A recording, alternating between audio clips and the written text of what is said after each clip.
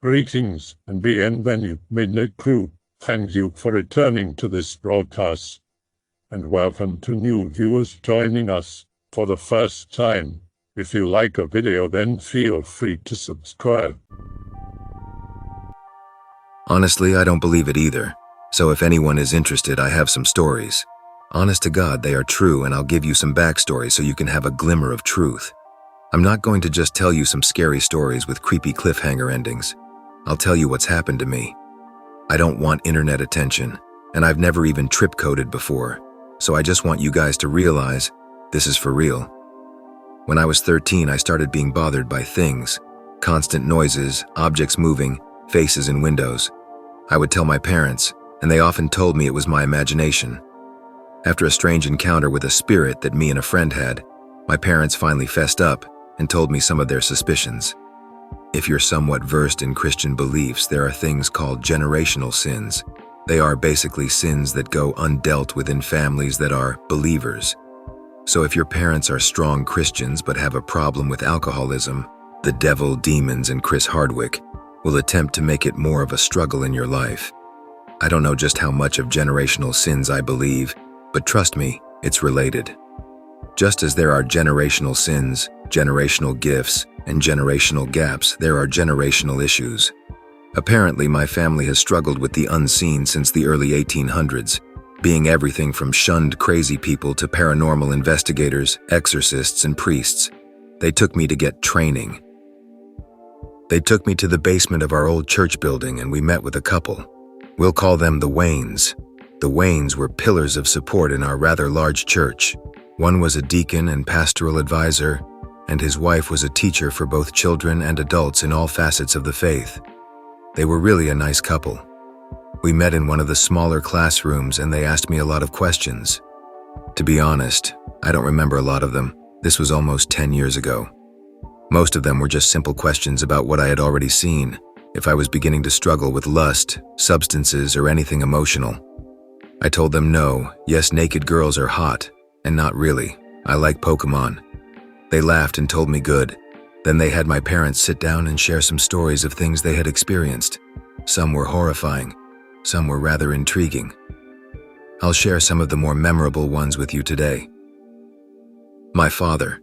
My dad was your typical high school star jock. He was drunk and promiscuous and popular with a 302 Boss Mustang and all kinds of cool. So he wasn't exactly the type of person who opens themselves up for weird happenings and thought every creaky floorboard must be a ghost. He dared his friends to go to a local place called Theorosa's Bridge.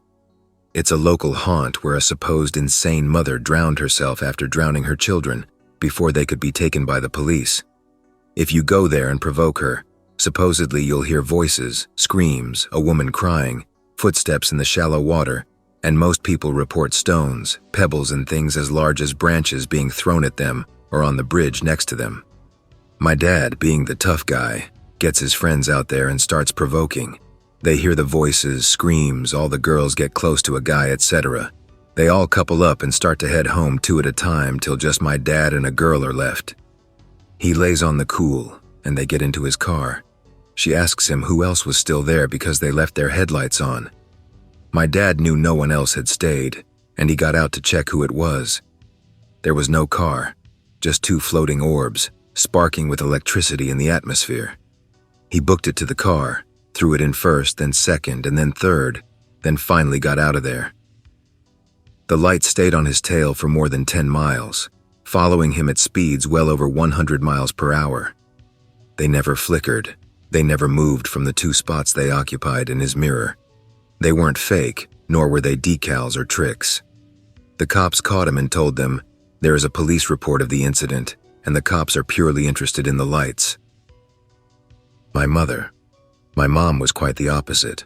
She was nerdy, awkward, and fully open to the existence of the unknown, which is fitting seeing how her side of the family is where the generational line began.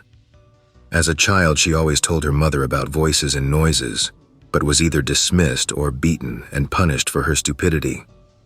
My mom has an ungodly IQ and was treated very poorly and pushed to be the best she could be. So when she made up the sensational stories for attention rather than studying, she was dealt with swiftly.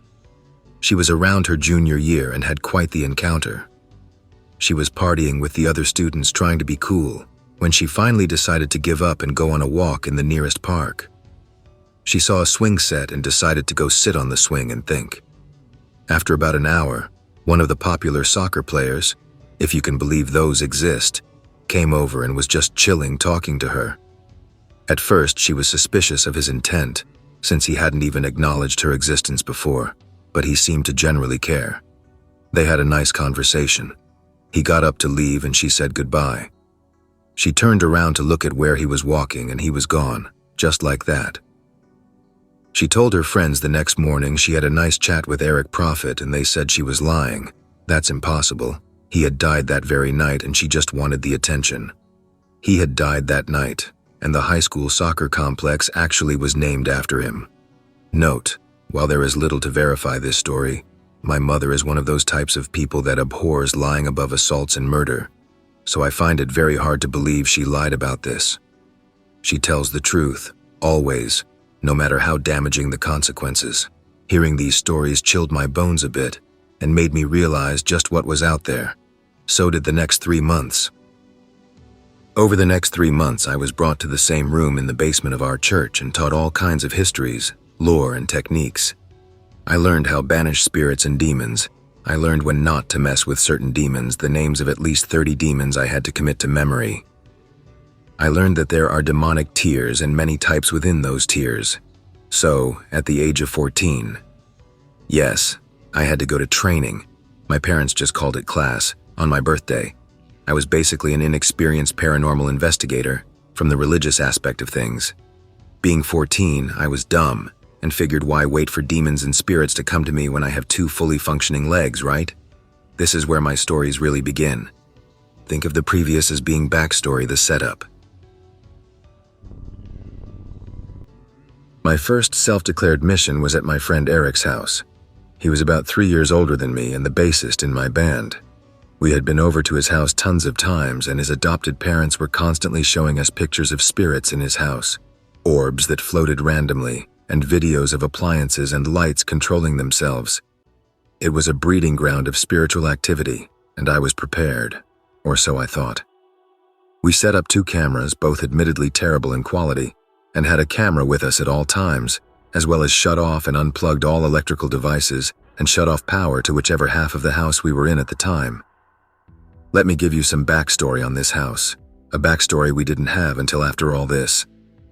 This house was sold to them at an insanely low price because it had been a ban repo due to crime. The previous tenants had been running a drug den in the basement, and they found dead bodies of several members under the staircase. The staircase was unfinished and dirt was underneath the foundation. It literally was just there. A hole in the ground where the house was built. Blood was found in the carpet and the walls, and stains lined the basement. They arrested the remaining members and sold the house about 4 years later, hence the demonic activity. I kinda wish we would have known better. We started at his front door. It was me, my friend Eric, my best friend Nathan, and my friend Kirk, who left after about 30 minutes. I have the camera, and we each have a flashlight. After shutting the entire house down, I had the group go outside and we prayed for protection should anything happen, and for clarity to see what had been pestering my friend's family. I also asked for the authority to deal with whoever had taken residence in this house, seeing as technically I had no right had it been a demon strong enough. It was. We walked in and immediately felt that it was freezing cold inside, which was strange since it was about 9 p.m. around July, so outside was 80 to 90 degrees Fahrenheit. I told them that was a good sign, and this was going to be awesome. We waited in the front room while I provoked a bit, telling the spirits we were here to help them should they need it, or force them out should they resist. I remember in my youth and ignorance declaring in the name of Jesus Christ that I would be the end of this, that I was the one with the power here, and I would not be trifled with. I felt so cool using the word trifled. As soon as I stopped shouting at the silence, the TV turned on. Note that it was unplugged, and the power to the upstairs was off via breaker box. Needless to say, we all stopped breathing for about a minute. It was simple white noise, but the most frightening thing I'd ever experienced, since I knew it was impossible that TV was on. I thought it was just my imagination, but it was real. It just stayed on for about 4 minutes until a loud, high-pitched whine started to come from the speakers. It just continued to get louder and louder until it was causing us real headaches. I remembered my job. I declared in the name of Jesus Christ that this thing stop its charade and leave this place. It had no authority, and it had to leave now. The next thing that happened is probably the third scariest thing I've ever experienced, even today. The noises stopped. The white noise stopped. There was static on the TV, but no sound. Then the TV said, and I emphasize, this sound came from the TV in response to my challenge. There was a resounding no. It said no. Then the TV shut off. Nothing. Dead. It was inactive, as it should have been. I couldn't believe what had just happened, that it audibly replied and just said, no. I panicked a bit, but Eric and Nathan and Kirk were shitting themselves, one literally. He left. It was just the three of us now, and we didn't know what to do. I wasn't ready for that kind of, well, anything, and I was unsure how to proceed. We stumbled to the adjoined kitchen, which to the right had a door to the backyard, and to the left was the staircase to the basement. In the kitchen, his mother had captured several pictures of a girl, many inverted and made simple to see, all which had startling features. We met her that night. Nathan was still dicking around with the ghost toast bullshit when I told him to stop throwing it at me. He said he wasn't, seeing how ghost toast covered in mayo. Since you can see the mayo, it looks like ghosts of toast. Seriously, we were 14. Was the only thing we could see. I still just figured he was throwing bread at me and hitting my shoulders. As cliché as it sounds, it was at that moment I realized just why it's cliché. It happens like that most of the time. I felt the tapping again and froze, only to hear something reminiscent of several tiny icicles breaking off and hitting each other, or maybe tiny wooden wind chimes. A girl's giggle. I immediately turned the camera back on, unable to see much, and just started canvassing the entire area, hoping to catch whatever I could on tape. The guys were a little startled by my behavior until I told them what was happening. Eric opened the refrigerator. It was off and provided no light, but he said for some odd reason that was a trigger for the little ghost girl. That's when I saw my first fully floating object. Levitation is creepy. It was a ketchup bottle, oddly enough. At first I didn't see it, no one did, but Nathan finally got the flashlight out of his hoodie pocket and shined it at the perfect time. The bottle had been lifted by unseen forces from its place on the shelf and was moving mysteriously towards the table. After it reached its destination, it fell unceremoniously on the table, falling on its side. We all sat back, flabbergasted and completely unable to process what we just saw. I remember "what the fuck" being uttered by all of us several times. It had been an incredibly productive investigation, most due to the entity's awareness of our situation. It knew we were amazing targets, that we were all actually just frightened boys, and that tonight was the perfect time to strike. Since then, I have been scolded by the Waynes every time I see them for being so stupid, for allowing a demon to get the drop on me so much. But I digress. The refrigerator door slammed shut, and all its contents rattled unchallenged. We were silent, waiting for the next impossible thing to happen. The worst thing that could have happened did. A thud in the basement. Several tapping noises on the walls. Had I known better, I'd have sworn Kirk was back and messing with us. I wish he had been. We debated if we should go downstairs. I told them it was either a prank or an obvious trap. They told me what could a spirit do to us if it was a trap.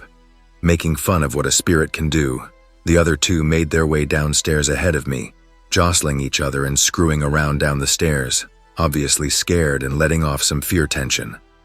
I followed, about 5 feet behind them, muttering the Lord's Prayer.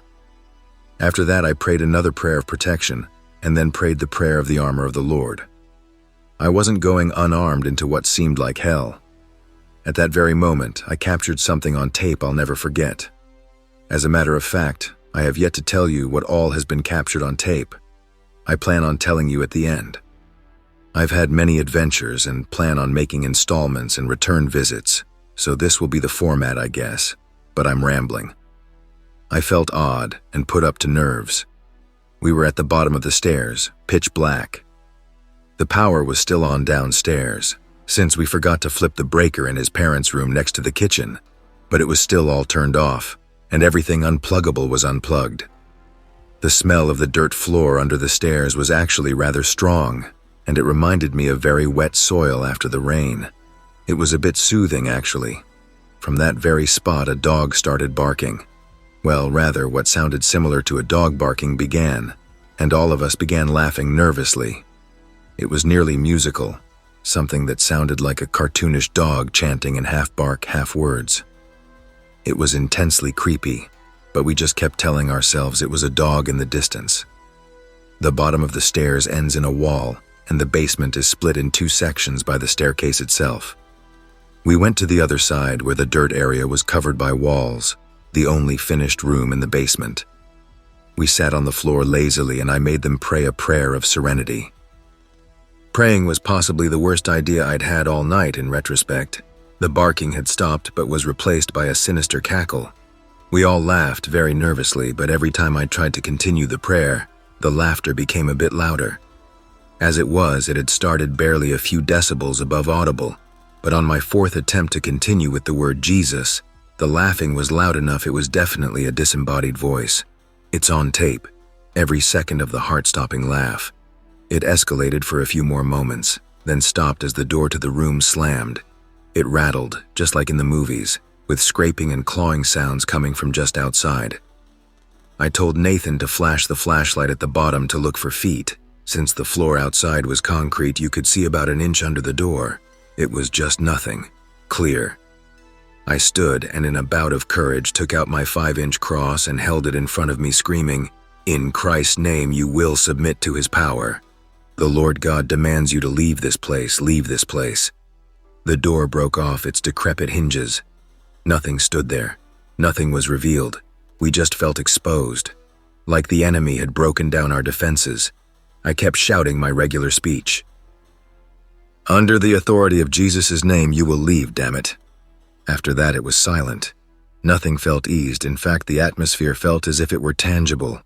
I felt like millions of tons of junk was piled on top of me, attempting to force me down, and the other 2 did as well, Nathan showing actual signs of being pushed down. No matter how straight he said he was standing, he was hunching over like he had someone on his shoulders. I put the camera on him, afraid of what I'd find later. Drip, drip, drip, drip, drip. It had hushed and was as silent as it was when we first came down those stairs. I didn't remember dripping, and with my fear-heightened senses, I knew something was wrong. It sounded like a simple drip in a pipe falling into a puddle, but it sounded odd. It sounded too distant. I couldn't tell why I thought so, but I just kept thinking that it sounded odd. I followed the sound and told the others to stay close. Holding the camera in my right hand, my flashlight in the other with my cross in 2 of my fingers, I proceeded into the unfinished main room. It was all concrete and wooden beams, the washer and dryer in the far corner. I found no evidence of a puddle, but the sound came from behind us now. In case you've been keeping track, behind where we are now would have been the hole under the stairs. I flashed my light behind me as fast as I could, in an attempt to catch whatever it was off guard, as if that would ever work.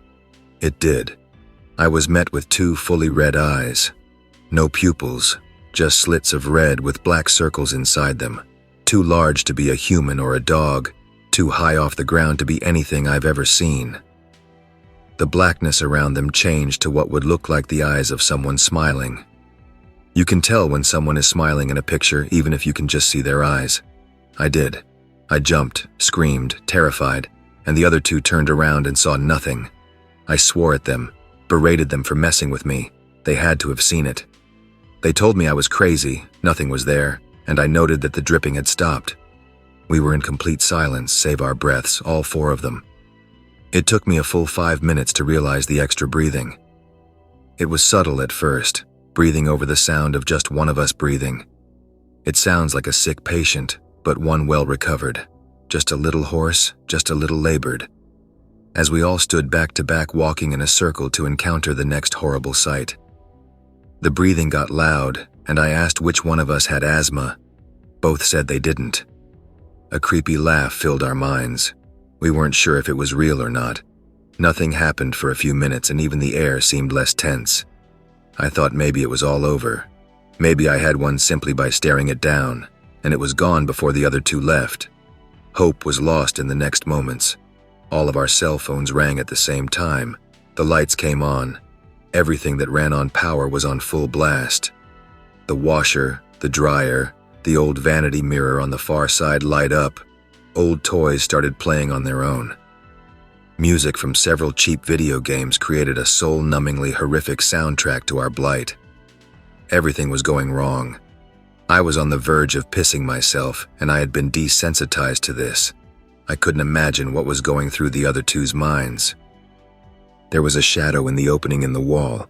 Not a shadow, but a shadow. Something made of pure darkness. Even with the lights on, this nearly human figure crawled out of the hole. It wasn't right, though. It had one too many joints on each limb. Its neck was too long, its body too short. Each inch it inhumanly crawled towards us. We took 2 steps backwards. Words were now beyond us. I thought it couldn't be real. I was noping so hard I invented a new nope that only existed in that time and place. I thought how unreal it was, how this couldn't be real. I kept telling myself it wasn't, actually shaking my head many times. As if it read my mind, it nodded, indecipherably nodded at me, as if it was just daring me to say it wasn't real out loud. It seemed like its black legs were infinite, though in reality it had only come out about 4 feet from the hole. Its odd 3-jointed arms held it up, its long neck held at an angle to see us. Those dead red eyes just pierced me. I looked into them and only saw sadness and despair. Honestly, the moment eye contact was made, I felt so lost. All my vigor, my self-worth, even my fear seemed to melt into nothing but sloth and depression. My hand fell and bumped my cross that I had put in my pocket after I had turned around. I suddenly snapped and tried to encounter what was truly the most powerful demon I'd ever heard of. The cross had cut me, which had been what really pulled me from my momentary stupor. It was odd looking back since the edges weren't what caught my hand, and the edges were rounded at that. I tossed that one to a miracle from the big man up top and don't question it at all. I grabbed my cross and began my warrior prayers. They're a mix of prayers from a few of the disciples and some new ones, with the intent of strengthening and calming the prayer warrior and commanding authority in the name of Jesus. It's basically evil repellent with a +5 attack added in. Pretty good if you ask me. I could barely talk, much less scream, and I swear it laughed at my feeble attempts. The farther I got into the prayer, the louder my voice got. I felt calming and warm energies running through my body as I prayed to God that He give me strength in my trials and the authority to bind and send from me whatever plagued me. This power was not my own, purely lended for my well-being. The video camera was on the ground for this, at an intensely cheesy horror movie for this, but it captured it all. It's on its side, slanted about 45 degrees. You see the demon's arrival, the lights and toys going off. Finally, as if retreating to a stronghold, the demon backs down into the hole and leers. I'll never forget. The video even shows it, though it's filled with interfering and commonly called fake due to its static-ridden condition, yet it's so obvious it's honestly laughable. 1 joint behind the wall, 2 in front. It's inhuman, so heart-stopping and fear-inducing. It raises its arm to eye level with me and makes an upside-down fist, 1 elongated finger motioning me closer, as if to tell me to meet it on its territory.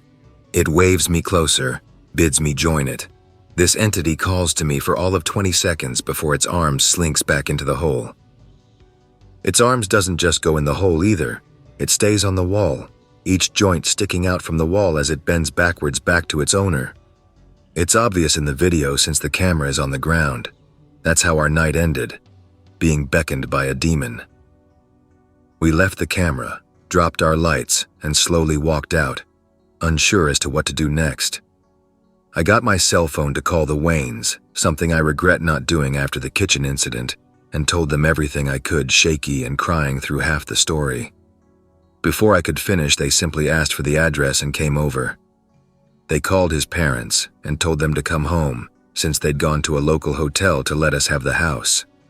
They came in a rush, and the Waynes taught them how to command authority in their own domain. A house's owner has much more authority than any priest or investigator inside it. and one can actually command a demon to leave if one knows how to do it correctly.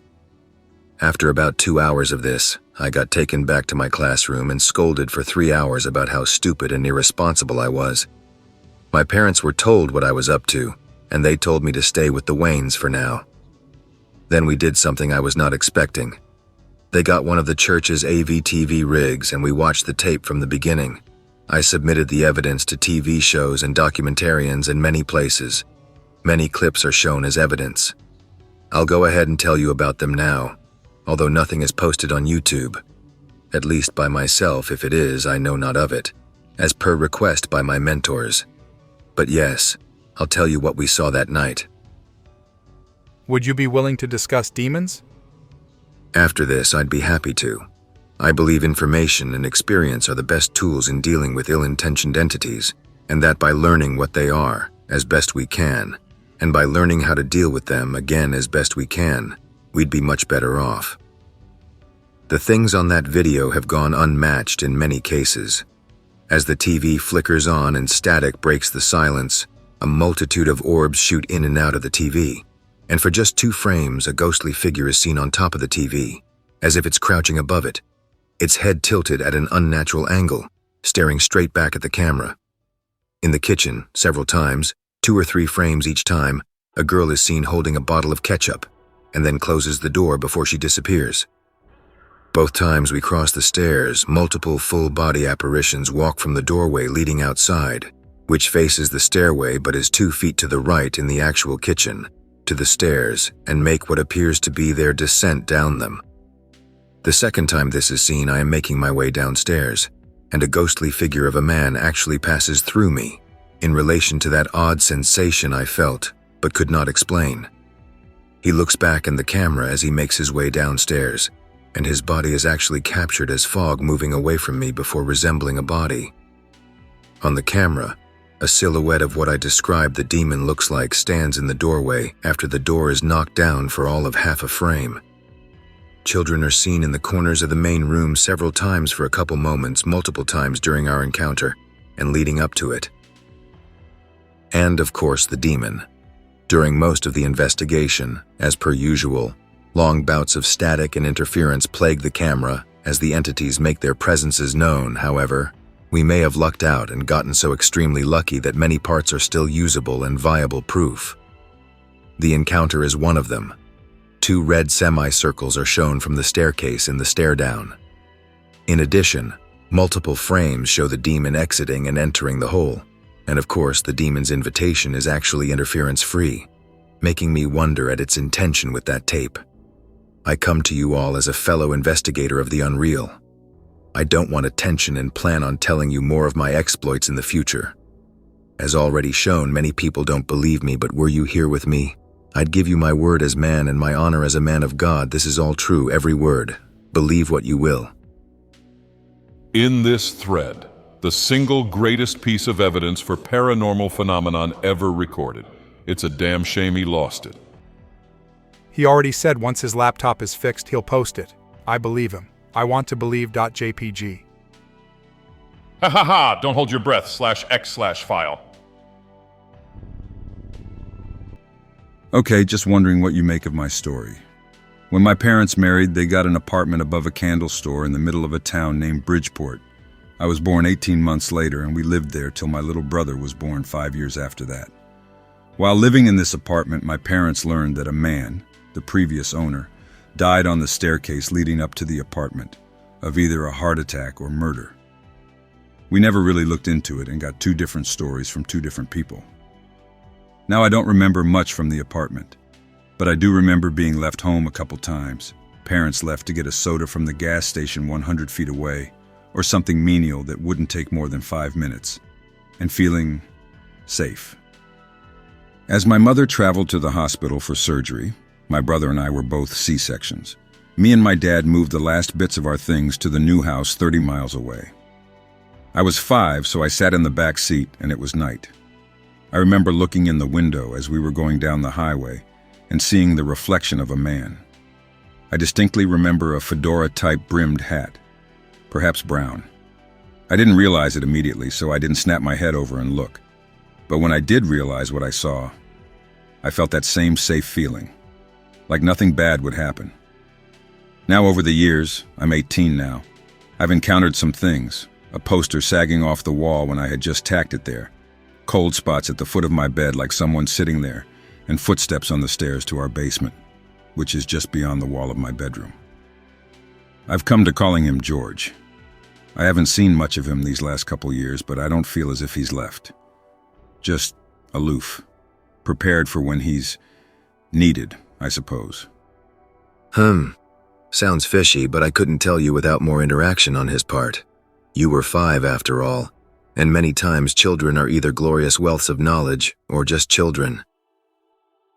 Yeah, but the car memory is pretty vivid. 95 Pontiac Grand Prix, teal in color, gray seats. We sold it shortly after we moved in, and I was 10 or 12 when I heard footsteps and such, and they were regular occurrences. Of course, my mind could be fabricating those details. I don't know. My mind messes with me. Just the other day, I went to bed with my PJs on, and woke up with them folded on the floor next to my bed. Weird shit. It could merely be a spirit attached to you. What its plans and purpose remain a mystery. I have no idea. It could be an attached ghost, though moving large distances usually diminishes what little power they have, since it's kind of borrowed anyways. Kay, how about this one? My best friend's bedroom is built in such a way where the peak of the house forms part of his walls, making the walls slant inwards. This slant created a cubbyhole that the builders just walled off at about 4 feet from wall to floor. They also put a little door there so it could be used for storage. Well, the first night my buddy moved into this house, he stayed in that room with his bed up next to the door to the cubby.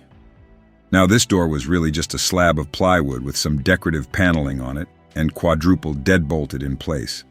No hinges, just the bolts you could unfasten and pull the door out. Well, the first night he stayed there, the door rattled.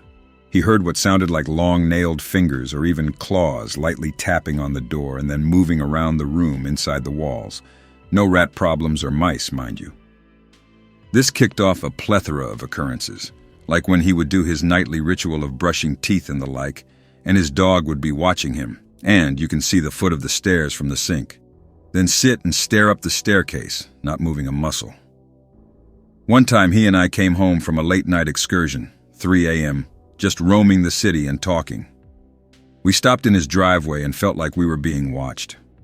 We looked up to his bedroom window and saw darkness and then a deeper darkness in the center of the window, like a figure. We went to bed that night, and the door, we had come to calling it the Satan hole, bolts made a shh sound. He flicked on the light and looked behind his bed, and one of the bolts was unfastened. Needless to say, we didn't sleep up there that night. Gengar, paranormal psychologist. Well, my standard advice works here. Check out the history of the house, both your families, anyone that could be involved with this situation. It does sound creepy, and the dog's involvement is what piques my interest. Animals are man's best spirit detecting friends, and I've actually brought animals along just like a canary in a mine. Hey, I kinda have a problem that I think you'd know about. Ever since I can remember, I've felt out of place at churches. No matter what church or denomination or location of the church. I get this weird, you're not allowed to be in here feeling, even in an empty church with no people. I get sick to my stomach and dizzy and everything. It's always been this way. People say that they can feel a presence, but I can't and never really have. Even as a kid, I couldn't believe it. But this is the weird part. I'm like you in that I can see the things that are out there, and I've had a lot of experience in communicating with them, and specifically entities that you might call demonic. But they've never been unkind to me, or physically harmed me, or tried to get me to do destructive things. So what's the deal? Am I possessed or something? I'm psychologically and physically healthy. You seem to be as mentally intact as anyone else.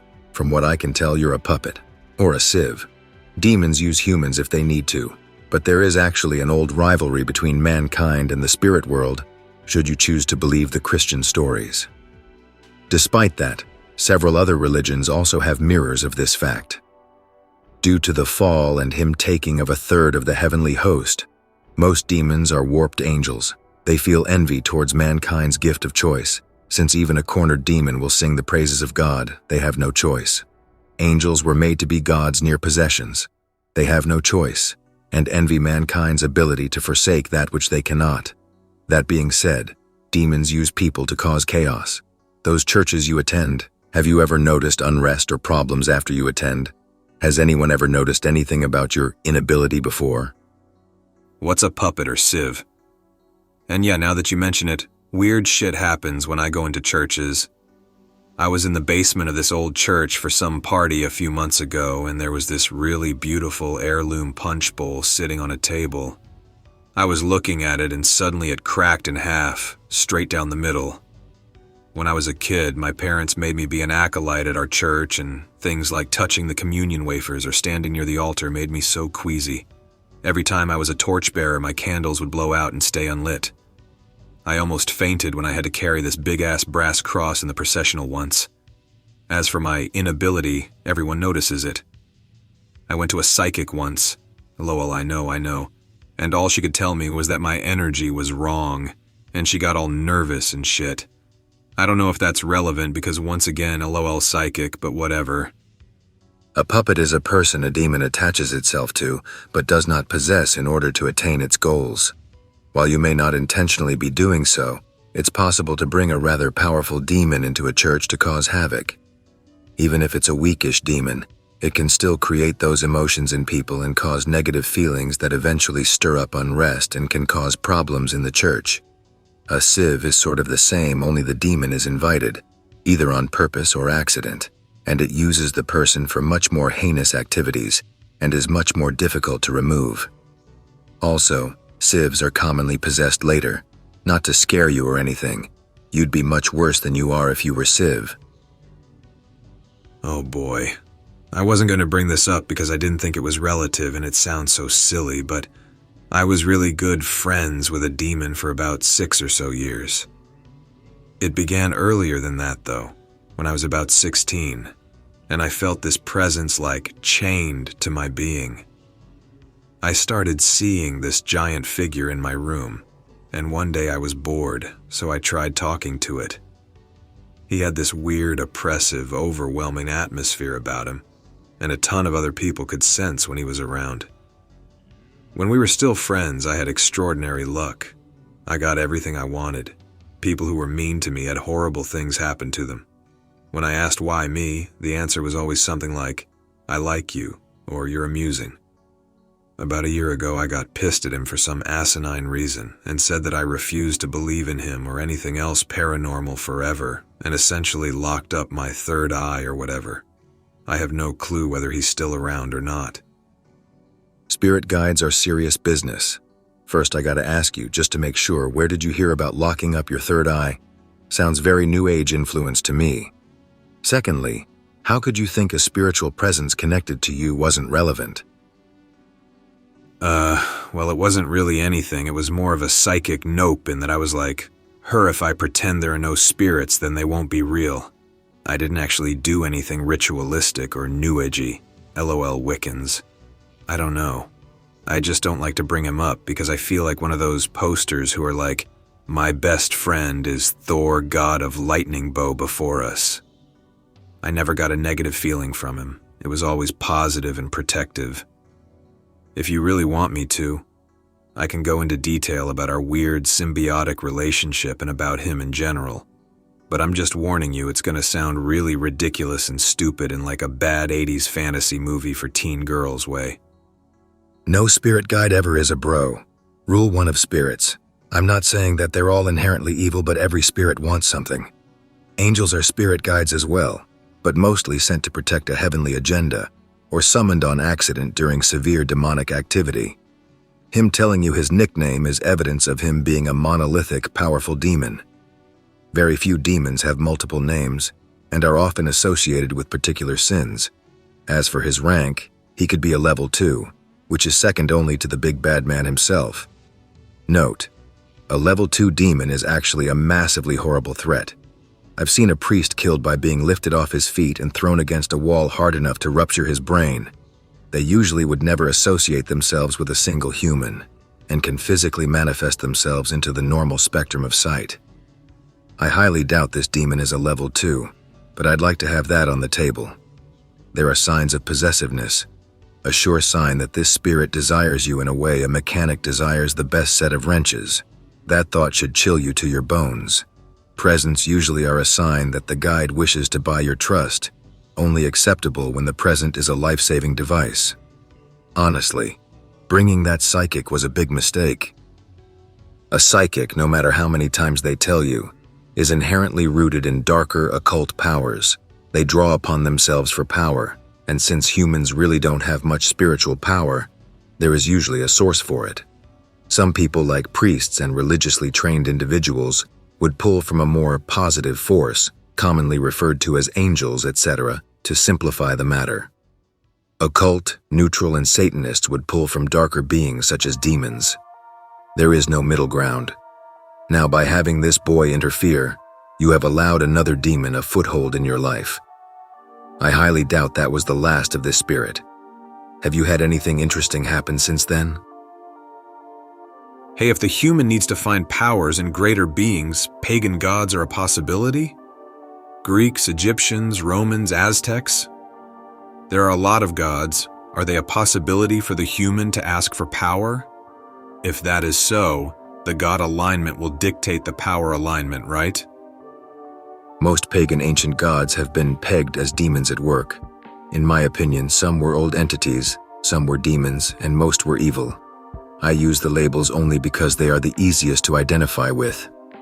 Honestly, I hate what we refer to the beings as. However, they are what they are. A pagan god is almost always a lower spirit.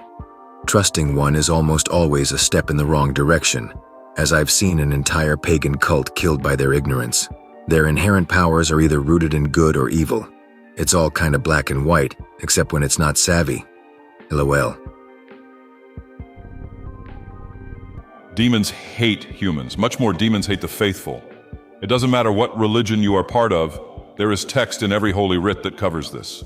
Demons prey upon every human, but attempt to destroy the faithful. It's not a "ooh, don't sin and always put money in the collection jar" scare tactic, but a literal threat.